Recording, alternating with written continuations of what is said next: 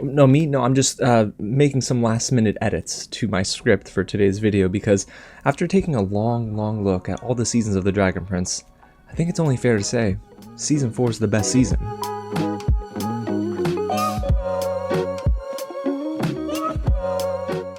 What's going on, everyone? James here, and I was kidding about that intro. Yeah, I was just joking, y'all. But I am not joking about today's video, which is me ranking all 5 seasons so far of The Dragon Prince. Where does Season 4 actually land for me, and where does our newest season, Season 5, rank among all of the others? I'm so excited to get into this because not only did I have time to sit down and think about Seasons 1 through 5, I actually spoke about it with Aaron EHASZ. We did a little interview on the channel, so if you missed that, it's floating around at the top of the screen or in the description below. He's the co-creator of The Dragon Prince and the lead writer, so you're not going to want to miss out on that. And hey, if you don't want to miss out on any more reviews, reactions, and all the news in between right here on the channel, go ahead and get subscribed down below. Thank you so much in advance for your support. Tap on that bell, like this video as well, and get loud down below and let me know your ranking of all 5 seasons of The Dragon Prince. What's your least favorite, what's your most favorite, and what's everything in between. For us here though on the channel, we're gonna rank them, we're gonna rate them out of 5 jelly tarts, and I can't wait to dive into a little bit about why I liked and why I didn't like all 5 seasons so far of The Dragon Prince. So without any further delay, let's get into it. Beginning with number 5, what I would consider probably the weakest season of The Dragon Prince is Season 4. Now, Season 4, it has some things working against it. Unfortunately, it had a lot of hype because, well, it's been a 3-year wait between seasons 3 and 4, and the pandemic did not help production either, but the Wonderstorm team did pull together what I would consider a stepping stone season. It was all set up for this current saga, The Mystery of Erebos, because Season 4 is the start of that new story arc, and it's not that I think that's why the season's weak. It just, those seasons, especially in the grand scheme of television series, they seem to be setting foundations, so not many crazy things can happen all at once. Unfortunately, Season 4 had the weight of expectation against it. A lot of fans, including myself, were really looking forward to an excellent season after Season 3. And while there were some things working in its favor, not everything worked smoothly. I mean, the imbalance of tone was not...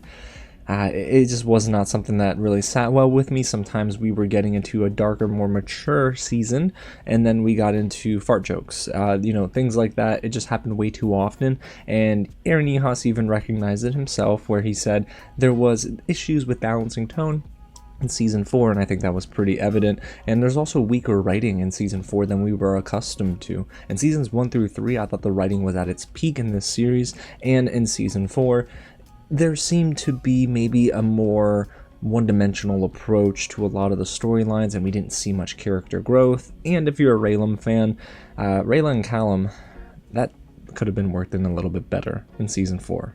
And of course, one most notable thing for me in Season 4 was the change in animation style. I was not the biggest fan. Everything seemed a little bit more rougher around the edges, both literally and figuratively. There weren't many moments where I thought, oh man, this looks really good. I instead thought this is probably as a result of the pandemic. They probably could not spend as much time collaborating together and working on this in the confines of their studio spaces, and it just really didn't flow so well. A lot of the animations look a little clunky, but this is the sort of style we're going for now, which is less of that nice hand-drawn 2D 3D animation mix that we got in seasons 1 through 3, and more of that 3D generated sort of artificial look to our characters. They do pick that up, of course, in Season 5, and it gets better, but we'll get there. However, I didn't think Season 4 was necessarily very strong in the animation department. But the 2 departments where it was strong were the music department, because Frederick Wiedemann, composer for The Dragon Prince, did an excellent job composing the music in Season 4. It felt epic, it felt real, it was really heartwarming at times and heartbreaking. So, hey, Frederick Wiedemann was still a constant and a common denominator as to why the show was so immersive at times. And then you have the story beats, at least the story beats towards the beginning and the end of Season 4, that sort of piqued my curiosity, and hey, we were not going to get a good season of television with season 5 if it were not for season 4, because there were some seeds planted that we saw watered in season 5. So guys, I'm excited for the future. It just, season 4 was a little rough. So out of 5 jelly tarts, guys, I'm giving it 3 jelly tarts out of 5, which makes it my least favorite season of The Dragon Prince. At number 4, I have season 1, the very first season of The Dragon Prince. Now, this is a really solid start to the entire series. It sets some pretty dire stakes, of course, with King Harrow's death happening at the hand of Runan and the Moonshadow Elves. And then, of course, we get introduced to our favorite Moonshadow Elf. Rayla is such a great character. I also love Callum and King Ezran, well, at the time he wasn't king, and Viren, Claudia, Soren. These are all characters that I felt were really well written and established in Season 1. There were also a lot of elements of Season 1 that I really enjoyed that were borrowed from Avatar The Last Airbender. Not coincidentally, of course, because Aaron EHASZ was lead writer on Avatar The Last Airbender, but the sense of adventure and wonder was really present in this first season. On my latest rewatch right before Season 5, I started to realize how much I loved Season 1 more than ever before. In the past, I always watched Season 1 and thought, okay, we're just getting through it. We'll go through the motions a little bit, set the foundation, and get right into Season 2. But Season 1, I think, is a little bit underrated among the fandom, and I think that's due in large part to it being overlooked. I mean, Season 1 is a very good season of television, okay? It appeals to adults and to children alike. The thing is, Season 1 is, funnily enough, it's one of those seasons where it presents all these cool ideas and then compounds on those ideas and makes it even better in Season 2. So people, I get it, they automatically skip over Season 1 in their minds, but Season 1 is not a season you should overshadow. There was good action. The animation was honestly at its peak, and I will say, I think the animation in Seasons 1 through 3 is peak Dragon Prince. I mean, that is exactly what I was hoping for in Season 5, that they would forget about Season 4 and get back to that animation style, but it sounds like we're not going in that direction anymore.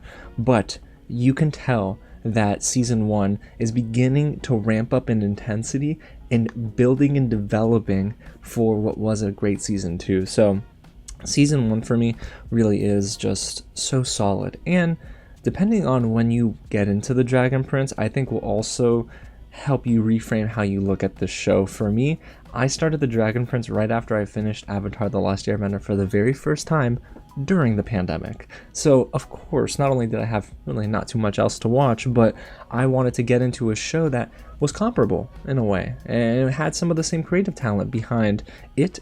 And hey, it paid off. I really love what Justin Richmond and Aaron EHASZ created in Season 1. And again, it only gets compounded in Season 2.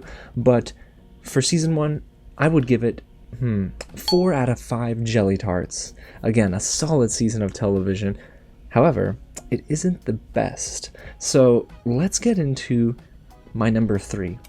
And at number 3, we have Season 2 of The Dragon Prince. Now, Book 2 is great alone just for Team Callum because they build more chemistry in the season, and we start to realize that Viren is a lot more sinister than maybe we took him for. This is where I began to dislike Viren, right? I didn't really like him in Season 1 either, but Season 2, I started to think, oh, he's going to be the big bad. Well, up until we learn a little bit more about Avazandum's Looking Glass, or Erebos' magic mirror. So I loved how they continued to build out the story in Season 2. There was a lot of momentum that was carried over from Season 1, but this was, to me, some of the best writing in the show. They were able to bring in so many elements. We just talked about Viren and trying to figure out about Avazandum's Looking Glass, and then you have Callum using dark magic for the very first time and beginning to discover more about himself, and even Rayla thinking a lot about Runan, Ethari, and just about her life in general. What is she doing on this journey? They all sort of discover purpose. For Callum and the gang, it's to make sure that you return the Dragon Prince to his mother.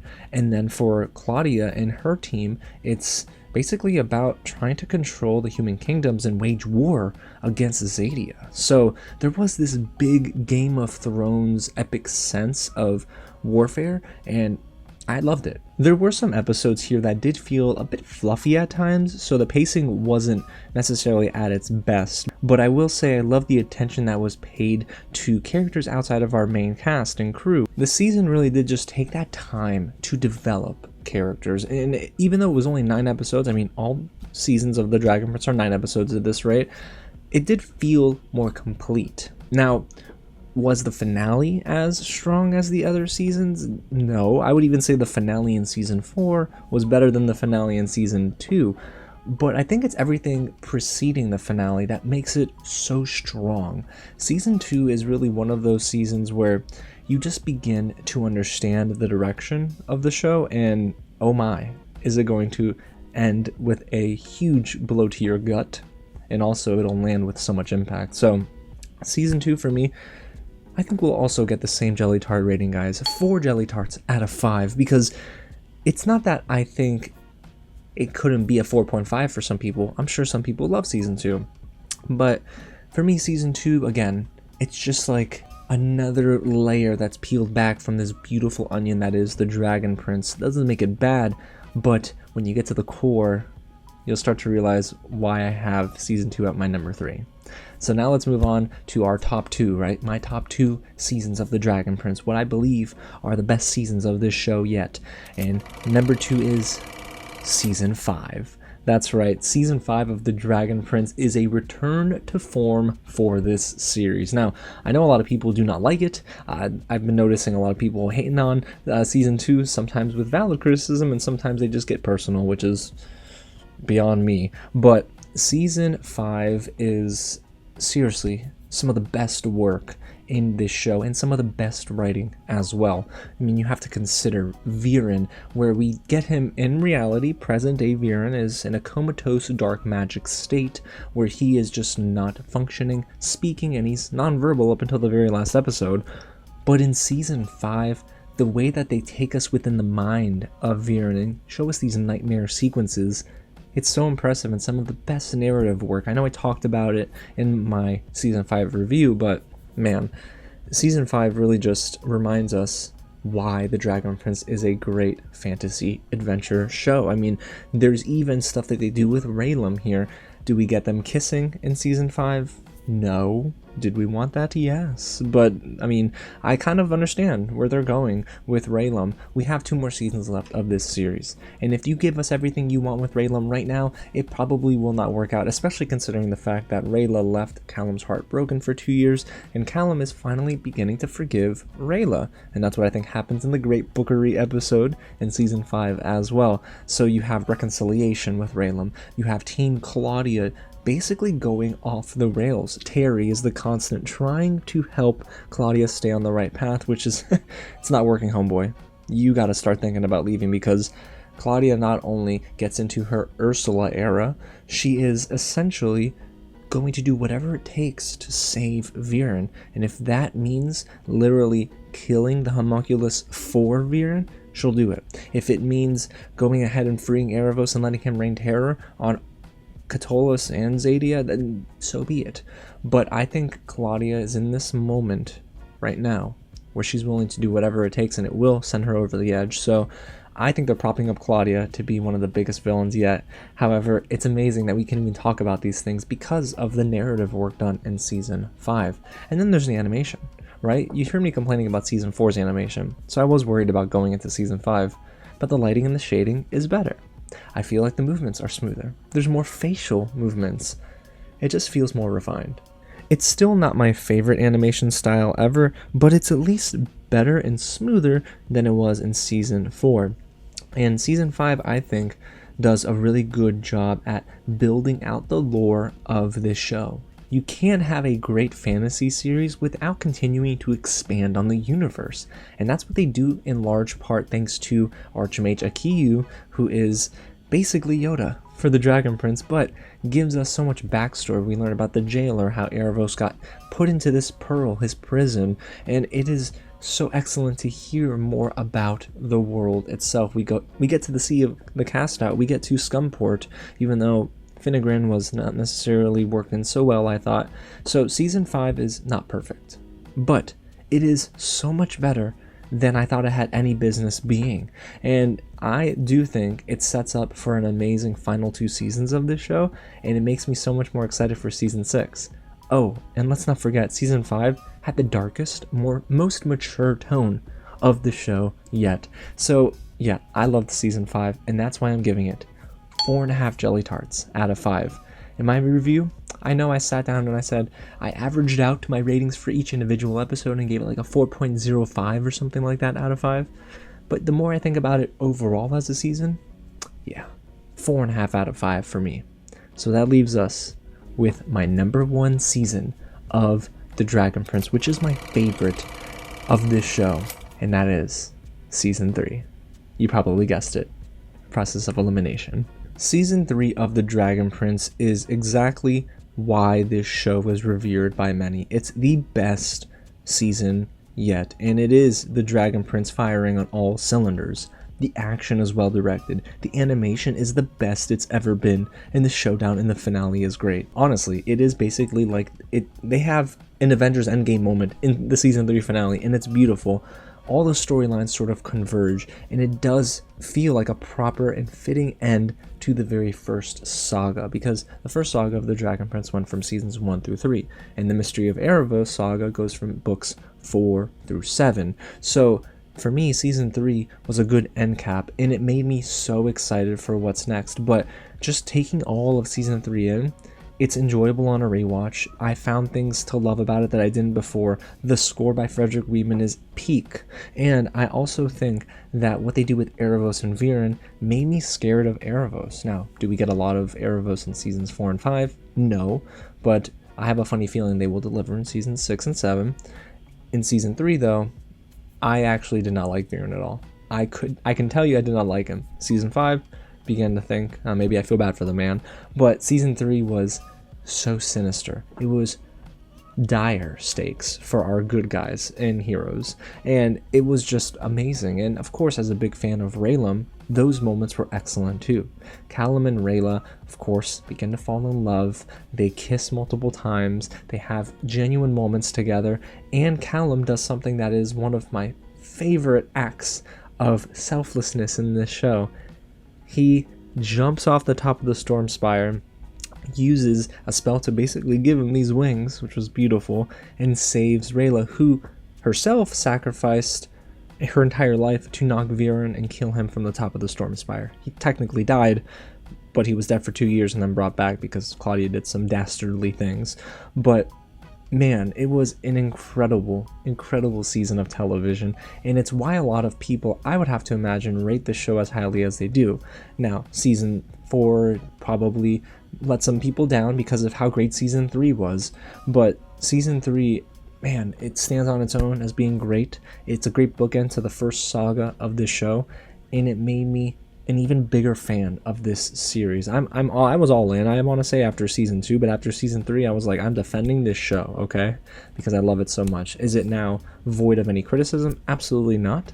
But season 3 for me is a flawless season of television, one of my favorite seasons of any TV show in history. So season 3 gets 1 jelly tart out of 5.